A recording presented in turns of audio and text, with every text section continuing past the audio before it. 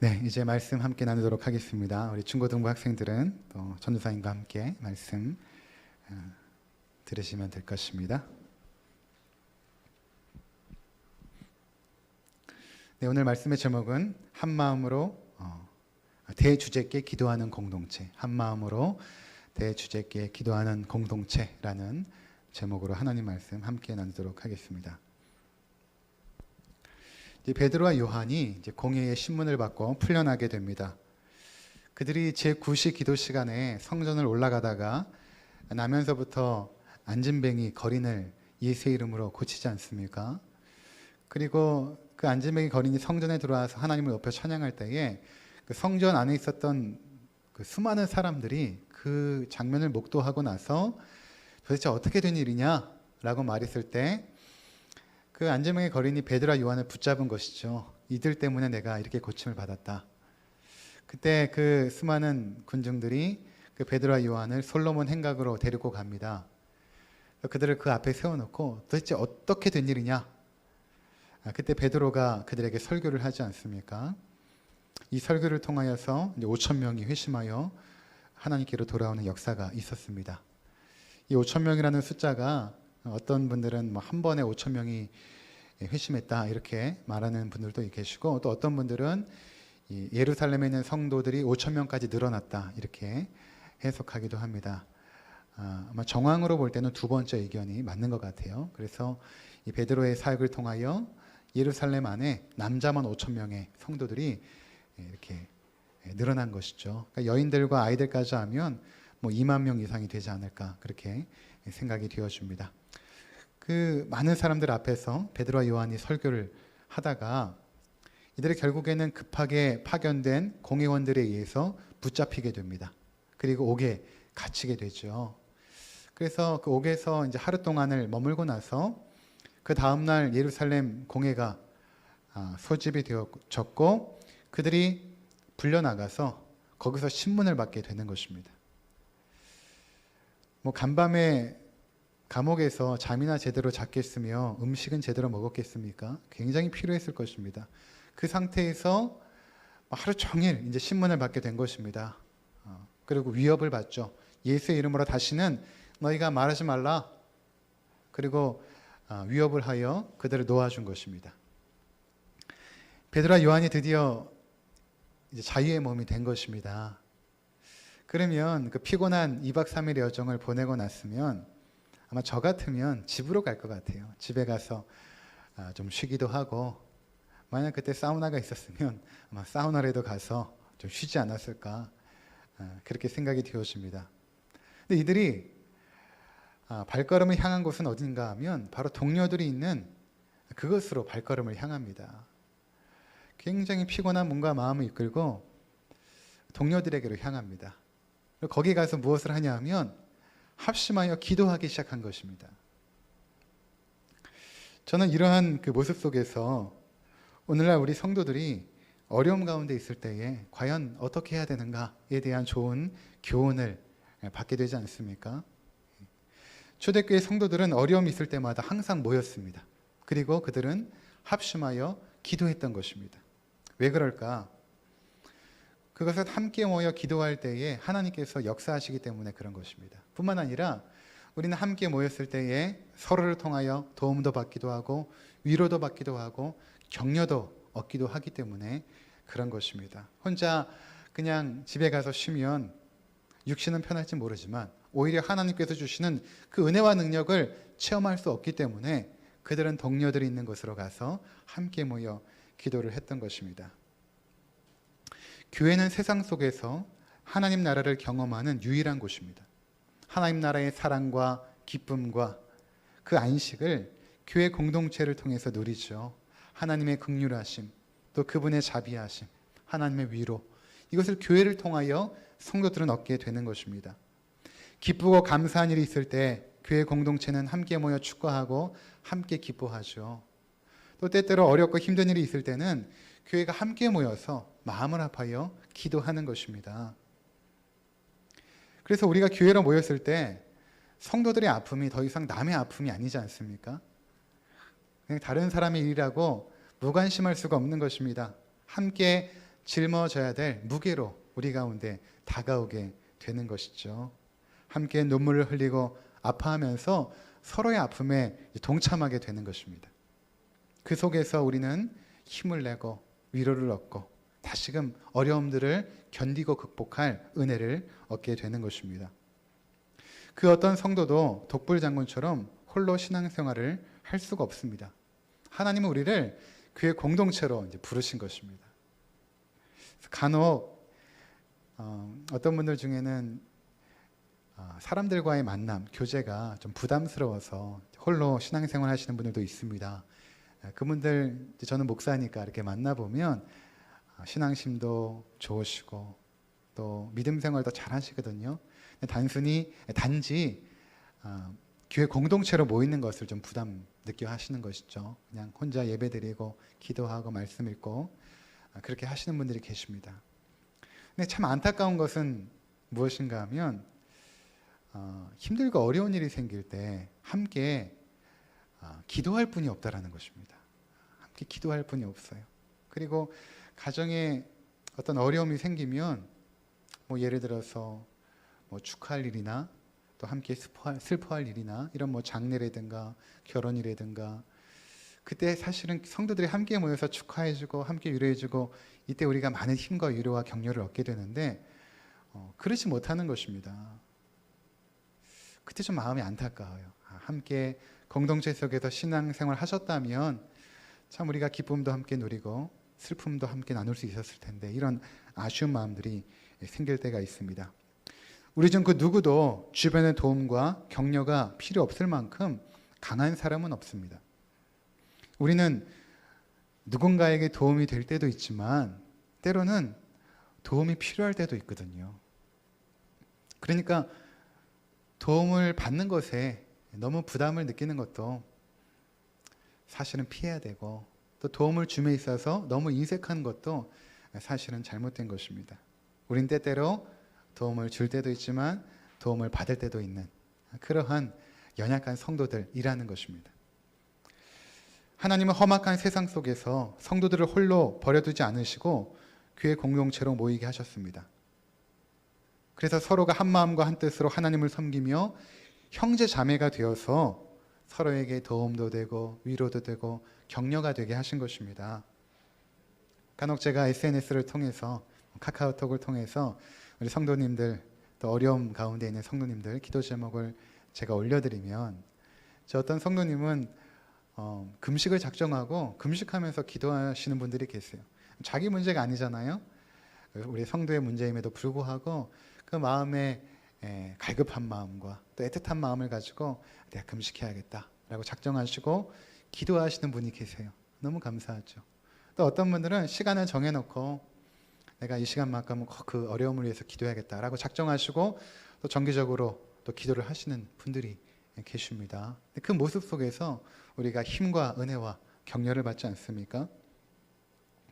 저는 우리 교회가 한 마음으로 기도하는 그런 공동체가 되기를 간절히 소망하고 있습니다. 기쁠 때 함께 즐거워하고 힘들고 어려울 때 우리가 기도 제목을 함께 나누고 함께 기도할 때에 이 땅 가운데서 험악한 세상 가운데서 이겨낼 힘과 능력을 공급받고 또 버티고 인내할 수 있는 은혜들을 우리가 받게 되는 것입니다. 그렇게 우리의 이 세상 속에서 하나님의 은혜를 성도를 통해서 누리게 될 때에 하나님께서 예비하신 하늘의 신령한 은혜와 축복이 교회 공동체를 통해서 누려지게 된다는 것입니다.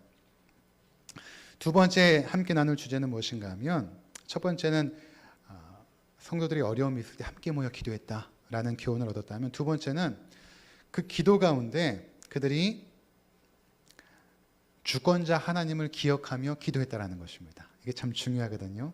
기도 가운데 주권자 하나님을 그들은 믿고 고백하며 기도했다라는 것입니다. 본문에 보면 그들이 한 마음으로 기도를 시작하면서 하나님을 향하여 이렇게 외치고 있습니다. 24절에 보면 그들이 듣고 한 마음으로 하나님께 소리 높여 이르되 대주제여 천지와 바다와 그 가운데 만물을 지은 이시오. 이렇게 하나님을 부르고 있지 않습니까? 대주제여라는 이 단어는 헬라어로 데스포테스라는 단어입니다. 이 데스포테스는 천지 만물의 주권자로서 강력한 권능과 능력으로 우주 만물을 통치하시는 분이라는 의미가 있습니다. 근데 이 용어는 기도 가운데 잘 사용되지 않는데 구약 성경부터 이렇게 쭉 신약 성경까지 이렇게 대주제여라는 부름으로 하나님 앞에 기도하는 그런 부분들을 보면 대부분 하나님의 놀랍고 크신 은혜와 능력을 기대하고 사모할 때 그들은 그렇게 기도했던 것입니다. 자, 그렇다면 사도들이 기도할 때 대주제어라고 하나님을 부른 이유가 무엇일까? 왜냐하면 흔치 않았고 또 예수님께서 기도를 가르쳐 주실 때 하늘에 계신 우리 아버지여 라고 하나님을 부르라 이렇게 가르쳐 주지 않았습니까? 그런데 왜 하늘에 계신 우리 아버지여 라고 기도를 시작하지 않고 대주제여 라고 기도를 시작하는가 라는 것입니다. 그것은 천지 만물의 주권자 하나님께서 지금의 모든 상황을 통치하시고 그분의 뜻을 이루고 있다라는 그 믿음의 확신 때문에 그런 것입니다. 우리의 만물의 통치자께서 하늘에서 팔짱을 끼고 우리의 어려움을 관망하고 계신 것이 아니라 그분의 권능과 능력으로 우리 삶에 일어나는 모든 세밀한 일까지도 통제하시고 통치하시고 간섭하고 있다라는 그 믿음 가운데서 대주제여라고 기도했던 것입니다. 이제 사도들은 거기에 모여 있었던 사도들은 베드로와 요한을 통해서 지난 3일 동안 일어났던 모든 일들을 듣게 되지 않았습니까? 그들이 성전에 올라가다가 선천성 안진뱅이를 고친 일, 또 솔로몬 행각에서 설교한 일, 또 붙잡혀서 옥에 갇혔던 일, 또 산헤드린 공회에서 또 신문을 받고 그 어려운 과정들을 통과했었던 일, 이런 모든 일들을 그들이 듣습니다. 그리고 나서 소리 높여 기도할 때 첫 번째 나왔던 그 울림이 무엇인가 하면 대주제여 이렇게 기도했던 것입니다. 그들이 베드로와 요한의 이야기를 들으면서 무엇을 깨달았냐 하면 이것입니다. 지금 되어지는 모든 일들은 굉장히 위협적이고 또 이제 핍박이 시작됐고 우리 가운데 어려움이 생기게 되는 일들이지만 이것은 하나님께서 이미 예언하시고 작정하신 일들이 진행이 되어 가고 있는 것이구나. 우주 만물을 창조하신 그 하나님의 역사가 지금 성취가 되어가고 있구나. 그분이 예언하셨던 모든 일들이 이루어지고 있구나. 이것을 깨달았던 것입니다. 그래서 사도행전 4장 25절과 26절 한번 보시기 바랍니다. 우리 함께 읽도록 하겠습니다. 또 주의 종 우리 조상 다윗의 입을 통하여 성령으로 말씀하시기를 어찌 열방이 분노하며 족속들이 허사를 경영하는고 세상의 군왕들이 나서며 관리들이 함께 모여 주와 그의 그리스도를 대적하도다 하신 이로소이다. 아멘. 지금 함께 모여 기도하면서 그들이 뭐라고 기도합니까? 지금 되어진 일들을 보니까 이것은 이미 시편 2편에 여기 나와 있는 이 내용이 시편 2편의 내용이거든요. 다윗이 쓴 시입니다. 다윗이 성령 하나님의 은혜와 역사 가운데 이 시를 남기게 되거든요. 근데 이 시가 예언이 된 것입니다. 어떤 예언인가? 세상의 군왕들이 나서고 관리들이 함께 모여서 기름 부으신 자, 곧 예수 그리스도를 대적하는도다 라고 이미 수천 년 전에 다윗의 입을 통하여 성령께서 말씀하신 그 내용이 하나님 지금 성취되고 있는 것입니다 라고 기도했던 것입니다. 그래서 27절과 28절 보시면 27절과 28절 함께 읽도록 하겠습니다. 과연 헤롯과 본디오 빌라도는 이방인과 이스라엘 백성과 합세하여 하나님께서 기름 부으신 거룩한 종 예수를 거슬러 하나님의 권능과 뜻대로 이루려고 예정하신 그것을 행하려고 이 성에 모였나이다. 아멘. 사도들은 성경에 기록된 하나님의 예정과 뜻들이 지금 성취되고 있다라는 것을 바라본 것입니다. 깨닫게 된 것이죠. 그러기에 현재 사도들이 당하는 고난과 핍박도 결국에는 하나님의 뜻이 이루어지고 있다라는 것을 깨달은 것입니다. 지금 당황할 일이 아니다. 이 핍박은 지금 우리가 당황스러워할 일이 아니라 이미 하나님께서 예정하신 일들, 작정하신 일들, 그것들이 이루어지고 있구나. 그러기에 그들은 하나님을 향하여 대주제여 라고 불렀던 것입니다. 천지 만물을 통치하시고 운행하신 그 하나님의 은혜와 능력이 지금도 우리 가운데 임하고 있습니다. 라는 의미가 되는 것입니다. 그들은 더 이상 핍박이 없게 하옵소서라고 기도하지 않았죠. 또 예수를 핍박하고 죽인 자들, 그리고 우리 동료들을 핍박한 자들을 하나님 당장에 심판하옵소서라고 기도하지 않았습니다. 그들은 오히려 천지의 대주제 하나님께서 이 모든 상황들을 이미 알고 계셨고 하나님의 뜻과 계획 가운데 통치하고 운행하고 있음을 기도를 통하여 고백했던 것입니다.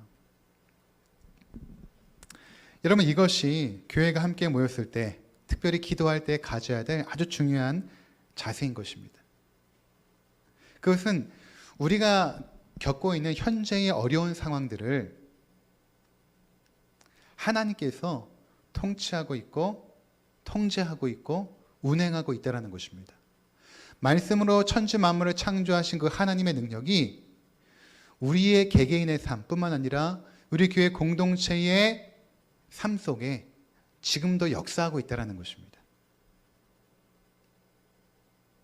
이것처럼 성도들의 마음에 담대함과 용기를 주는 것이 또 어디 있겠습니까?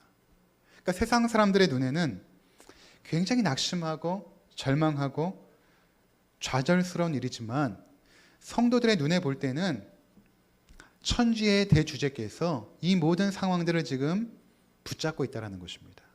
그분께서 통치하고 있다는 것입니다. 그래서 이렇게 천지의 대주제여라는 이러한 어떤 그 신앙의 고백으로 하나님 앞에 찬양하고 기도했던 내용을 한번 보면 우리 가운데 큰 은혜가 될 것입니다. 시편 121편의 내용입니다. 우리 함께 시편 121편 함께 읽도록 하겠습니다. 내가 산을 향하여 눈을 들리라. 나의 도움이 어디서 올까? 나의 도움은 천지를 지으신 여호와에게서로다. 아멘. 천지를 지으신 여호와, 대주제께서 나의 도움이 되어 주신다 라고 고백했던 것입니다. 자, 3절부터 계속 읽도록 하겠습니다.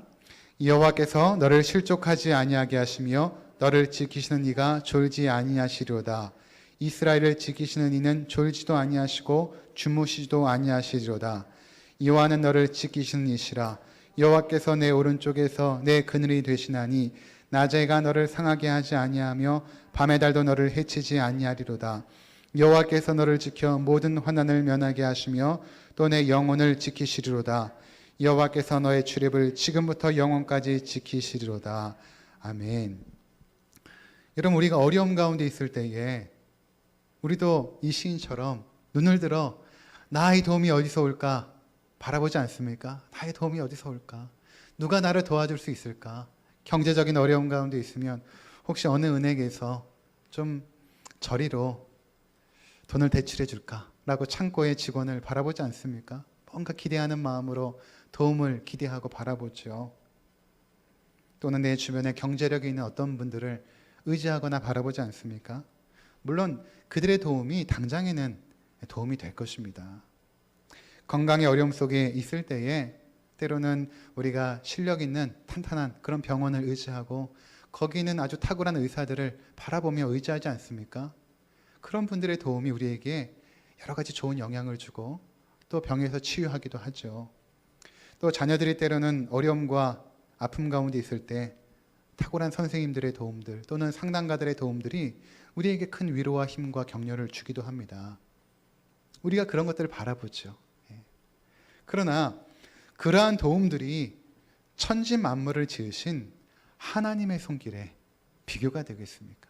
천지 만물을 창조하신 그 하나님의 도움과 그러한 도움들이 과연 비교가 될 수 있을까요? 전에 한번 그 병원 신방을 갔는데 이제 아이가 8살짜리 아이인데 이제 수술을 받는 거예요. 그러니까 이제 어머니가 이미 밤새도록 울어가지고 눈이 이렇게 퉁퉁 부어 있고 얼굴까지 이렇게 부어 있고 이제 아침에 아이가 수술실에 들어가야 되는 것입니다.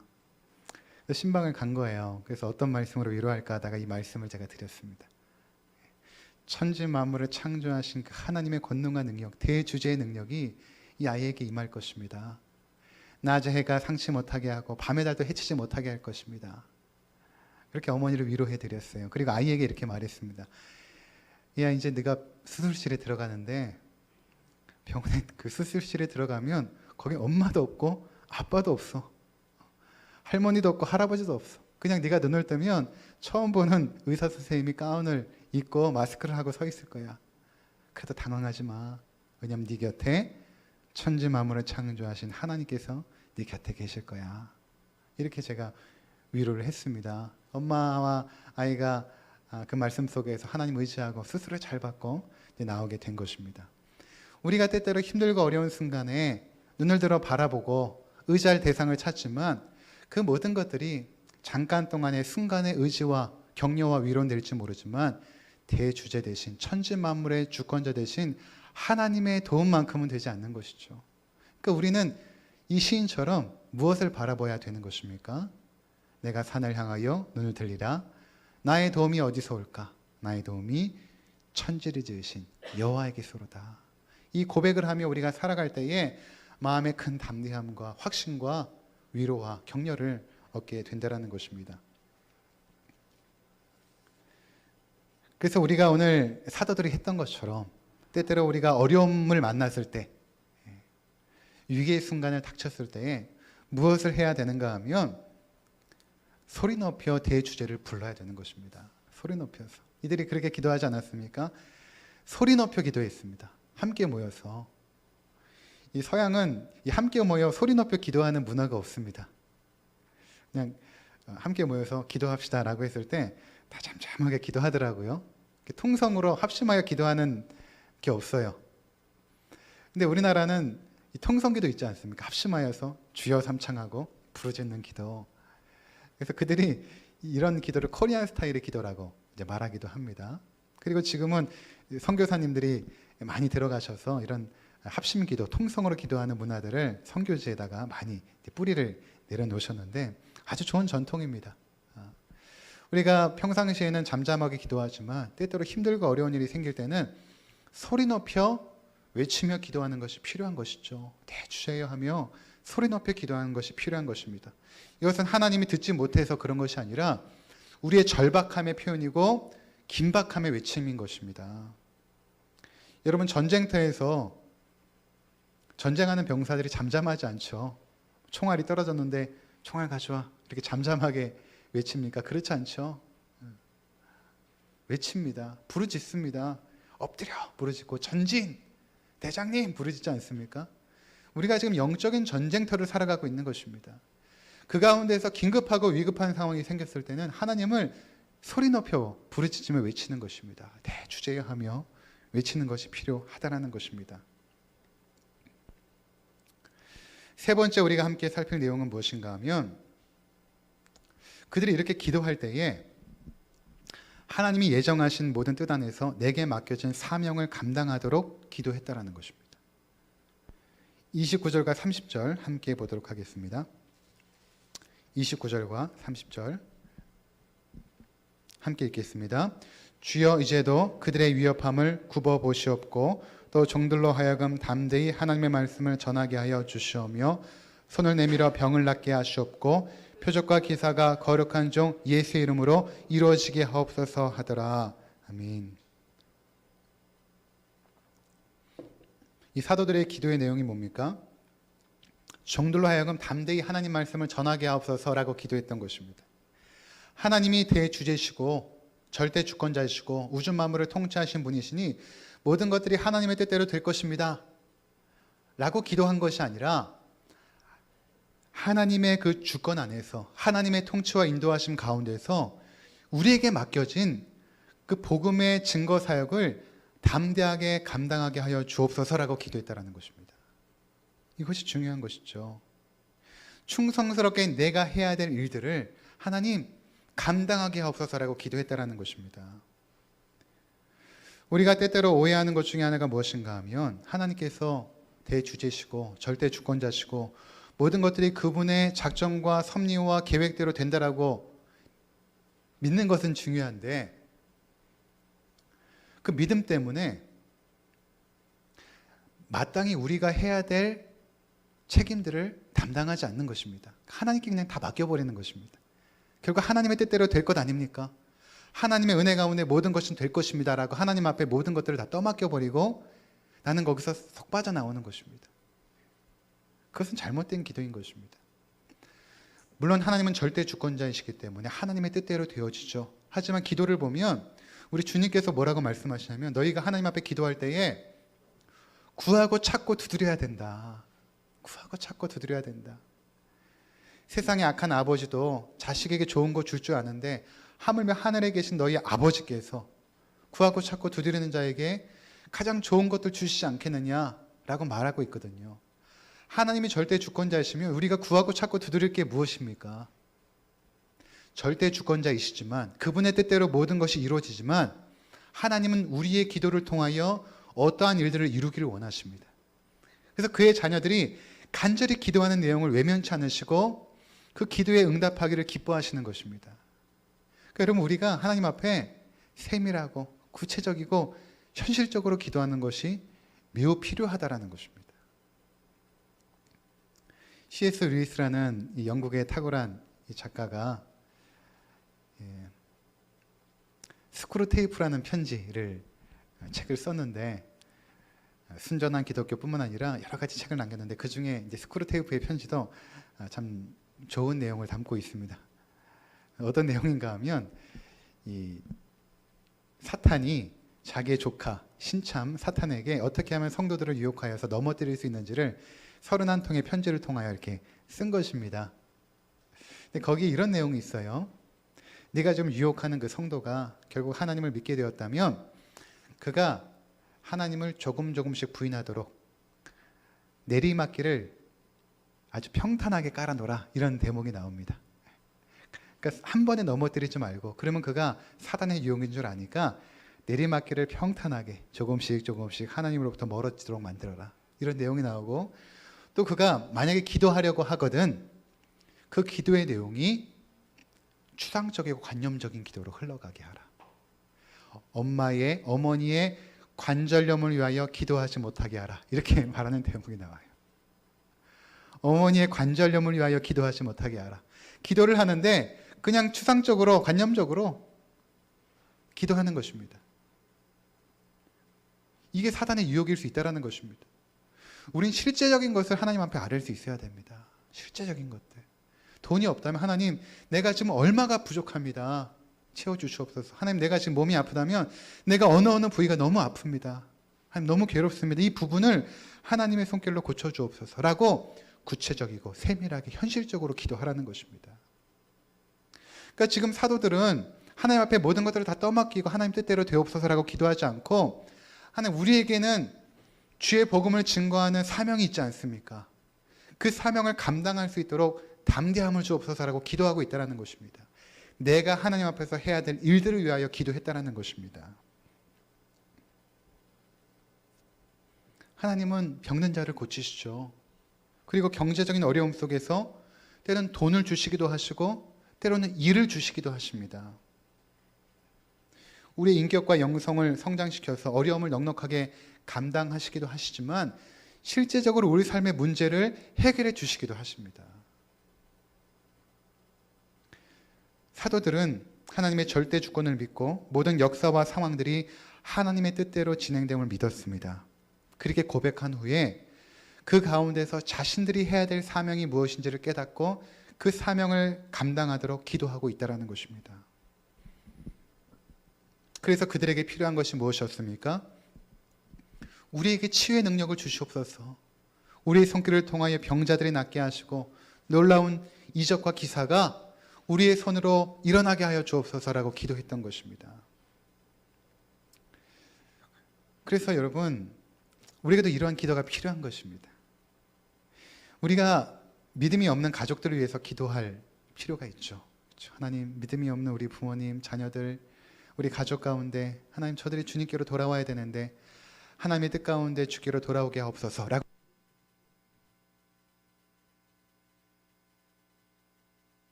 그렇게 기도하는 것이 필요합니다. 동시에 하나님 나에게 담대함을 주시고 복음을 전할 수 있는 능력을 주시옵소서. 라고 나를 위해서도 기도해야 되는 것입니다. 하나님, 내가 참 복음 전하기 힘들고 어려운데 담대함도 없고 어떻게 전해야 될지 알지 못하는데 하나님, 나에게도 담대함을 주시고 지혜를 주셔서 내가 우리 부모님에게 복음을 전하게 해주옵소서 라고도 기도해야 되는 것입니다.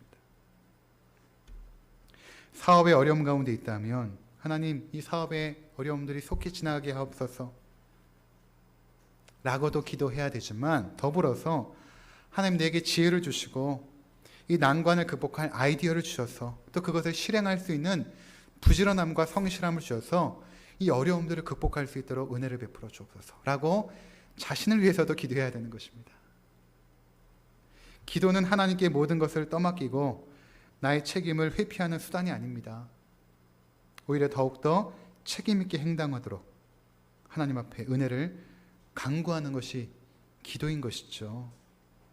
하나님의 능력과 지혜로 내가 해야 될 일들을 감당하도록 기도하는 것이 바로 사도들이 했던 그 기도의 내용이었던 것입니다. 그리고 여러분, 사도들은 이 기도를 한 후에 담대해졌습니다. 그리고 세상에 나가서 복음을 증거했고, 사도행전에 보면 그들의 복음 전파를 통하여 수많은 사람들이 회심하여 돌이켰을 뿐만 아니라 그들의 손길로 병자들이 치유함을 받았고 놀라운 기적과 이사가 실제로 나타났습니다. 그들이 기도했던 대로 하나님께서 응답해 주셨던 것입니다. 사도행전 4장 31절 함께 보도록 하겠습니다. 사도행전 4장 31절 함께 읽겠습니다. 빌기를 다함에 모인 곳이 진동하더니 무리가 다 성령이 충만하여 담대히 하나님의 말씀을 전하니라. 아멘. 기도가 다 끝나자마자 그곳이 진동했다라는 것입니다. 왜 진동했을까요? 하나님의 임재가 임했다라는 그 표현을 하신 것입니다. 하나님께서 내가 이 가운데 임했다, 그들이 깨달을 수 있도록 하나님께서 그들 가운데 증거를 준 것입니다. 내가 너희의 기도를 들었고 내가 그대로 응답할 것이다. 하나님의 임재를 그들 가운데 나타내신 것입니다. 그게 진동함으로 임한 것입니다. 그러니까 그들이 기도가 끝나고 나서 하나님 이곳에 계셨구나, 우리의 기도를 들으셨구나. 그리고 나서 그들이 담대해집니다. 그리고 나서 그들이 자신을 핍박하는 사람들을 향하여 담대히 복음을 증거하게 되었던 것입니다. 이들이 결국에는 대부분 다 순교로 죽지 않습니까? 베드로는 거꾸로 못 박혀 죽고 참혹한 죽음을 겪게 됩니다. 그럼에도 불구하고 담대하게 하나님의 복음을 전했던 것은 이 기도를 통하여 하나님의 임재를 경험하고 체험하고 또 하나님의 능력을 받았기 때문에 가능했다라는 것입니다. 여러분, 우리도 마찬가지입니다. 우리가 먼저는 하나님 앞에 소리 높여서 기도하는 것이 필요합니다. 어렵고 힘들 때 대주제여 외치시고, 하늘과 땅을 통치하시는 대주제여 라고 외치시고 그 하나님께 기도하는 것이 필요하죠. 그럴 때 우리도 담대함을 얻어서 세상을 향하여 나갈 수 있게 되는 것입니다. 극복하지 못했던 문제를 극복하고 넘어서지 못하는 사람을 넘어서게 되는 것입니다. 한 번도 가지 못한 곳에 가보고 한 번도 경험하지 못했던 것들을 경험할 수 있게 되는 것입니다. 기도 가운데 하나님께 소리 가운데 응답하시면 우리도 능력을 받게 되는 것입니다. 권능을 받게 되는 것, 그것이 바로 기도를 통하여 우리 가운데 임하는 하나님의 역사라는 것입니다. 내 능력으로 할 수 없는 일들을 기도를 통하여 이제는 하게 되는 것입니다. 복음을 전혀 전하지 못했는데, 늘 두렵고 떨렸는데 대주제여 기도하고 하나님께서 천지 만물을 통치하시고 다스리는데 나에게 능력 주시지 않을까라고 복음을 선포하니 그들이 회개하여 돌이키는 역사가 일어나는 것입니다. 여러분이 기도가 필요한 것입니다. 내 지혜로 생각할 수 없는 일들을 이제는 생각하게 되는 것입니다. 뿐만 아니라 우리가 통제하지 못하는 모든 상황들 속에서 하나님의 지혜와 능력으로 일하시는 것들을 이제 바라보게 되는 것입니다. 나는 아무것도 할 수가 없는데 기도 가운데 하나님의 역사하심을 이제는 체험하고 바라보게 되는 것이죠. 그래서 베드로와 요한이 그들을 찾아간 것입니다. 기도해야겠다. 피곤한 몸과 마음을 이끌고 내가 기도해야겠다. 이거보다 더 중요하고 시급한 것이 없다. 그리고 함께 모여 소리 높여 외치며 기도할 때에 하나님께서 이 기도에 응답하여 놀라운 역사를 이루셨던 것입니다. 무엇보다도 우리 기쁜 우리 교회 모든 성도님들께서 사도들처럼 더욱더 힘써 기도하시고 기도를 통하여 하나님의 은혜와 능력을 체험하시는 복된 성도님들 되시기를 주의 이름으로 축원을 드립니다. 기도하겠습니다.